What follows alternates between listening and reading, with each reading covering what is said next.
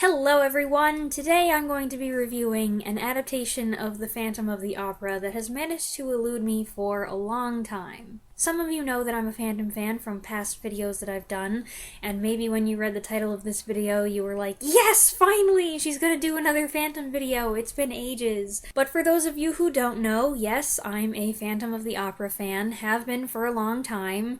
If you think that my Jane Eyre adaptation comparison videos go in depth, then you should have heard me going on and on about Phantom when I was an obsessed teenager.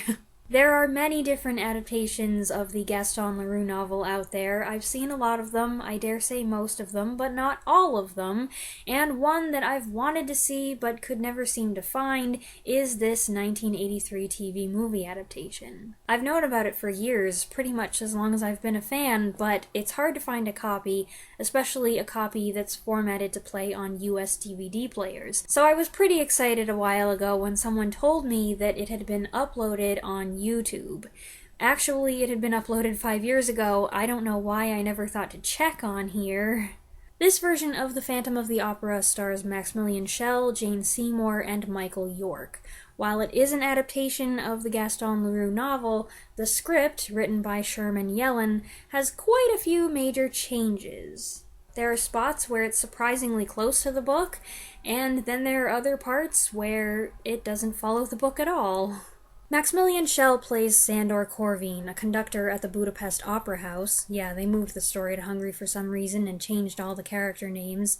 He's devoted to his young, insecure wife Elena, Jane Seymour, who's about to make her stage debut in a production of Faust. Yay, Faust!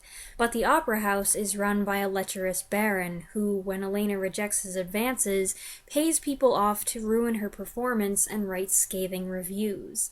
Devastated, Elena commits suicide.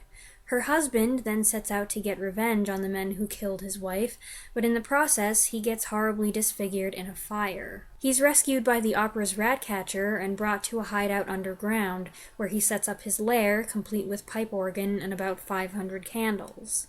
Fast forward 4 years, there's a new production of Faust going on, and the understudy role is given to Maria Gianelli, an Italian-American girl with lofty ambitions, also played by Jane Seymour. Maria's our Christine character. She catches the attention of the testy director, played by Michael York, and of that lecherous baron who's still around, and of the Phantom, who becomes convinced that her uncanny resemblance to his dead wife means that she is his Elena reincarnated. The Phantom then does everything in his power to make her a star, while also trying to oust the competition and pursue a romantic relationship with her. As I said, there are quite a few changes from the original story, and if you're familiar with Phantom, I'm sure you picked up on them. A lot of these changes are actually ones that have been done before, like the Raoul character being made a theater director or a manager, and turning into an amateur detective partway through the story, the Phantom being disfigured by fire or acid, the Phantom getting rescued by a mute character who becomes his loyal henchman, and the creepy vindictive rich guy who has the power to make or break the new star, played here by Jeremy Kemp, who, incidentally, like Jane Seymour, was also in the miniseries War and Remembrance that I recently reviewed. All of these differences from the book that I just mentioned were incorporated into the plot of the 1963 Hammer horror version with Herbert Lom, Heather Sears, Edward D'Souza, and Michael Goff. So in a way, this feels kind of like a remake of that version. But they also throw in the whole "you look just like my dead wife" trope, an addition that I'm not terribly keen on.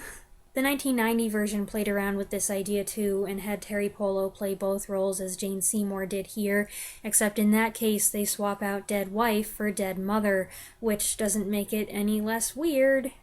I don't have a problem with a version adding some new material to Leroux's story. It helps keep things interesting, and that book is kind of a quirky piece of literature that spans half a dozen different genres, so there are a number of different ways you could play the story. But I am kind of surprised when an adaptation creates so much new backstory like this one does. But the biggest difficulty I had with this version is that I didn't like any of the characters. The thing about the Phantom, or Sandor Corvine, is that I felt he was creepy before he was supposed to be creepy.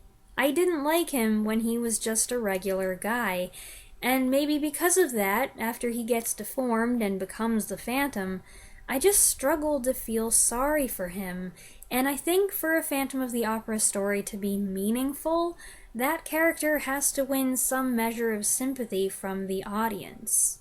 Don't over-romanticize him, keep those dark aspects of his character, but give us something to make us care.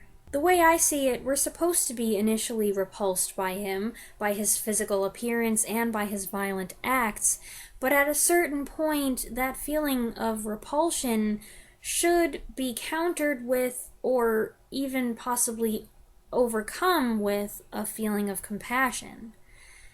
I never felt like I got to that point here. But okay, maybe they didn't want to go in that direction, maybe they wanted their Phantom to just be a villain.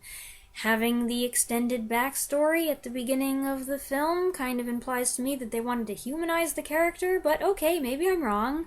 The two masks he wears are certainly spooky, especially the rigid face one, and Maximilian Schell's voice, while not the tenor that I'd prefer, has a good scary quality, deep and raspy and just a little insane. Schell would not have been someone I'd nominate as a likely candidate for the role, but he does crazy pretty well when it's called for, and the deformity makeup when it's finally revealed is good.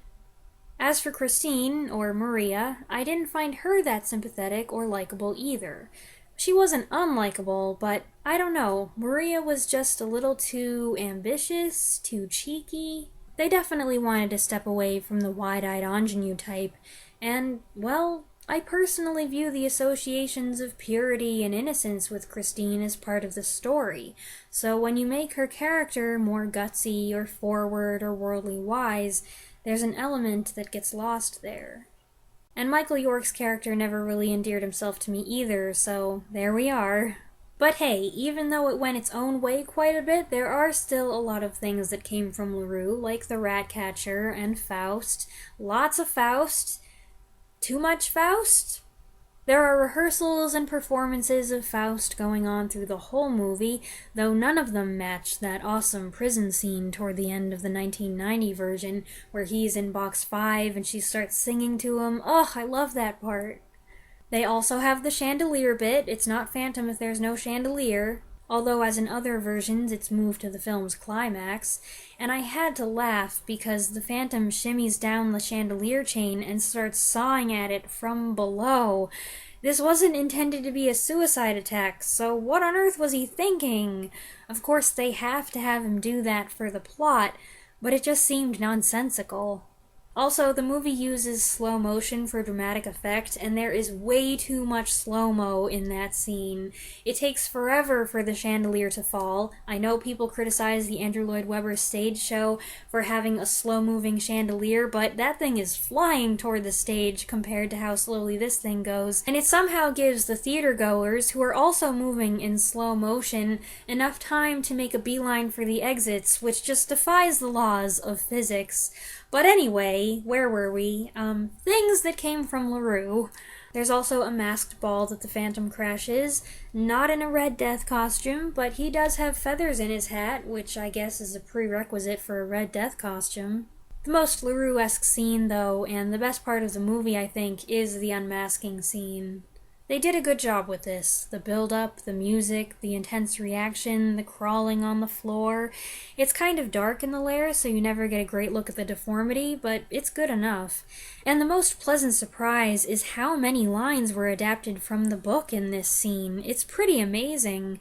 They're not all word perfect. For example, he says, "It is a ghost that loves you and a ghost that adores you," but the line is actually, "It is a corpse who loves and adores you."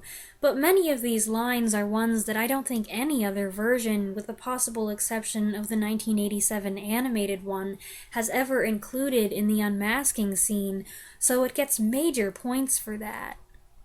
I don't think this one's gonna break into my favorites list, and I don't imagine I'll be itching to rewatch it anytime soon. It's not the worst Phantom of the Opera out there, but for the most part, it didn't grab me.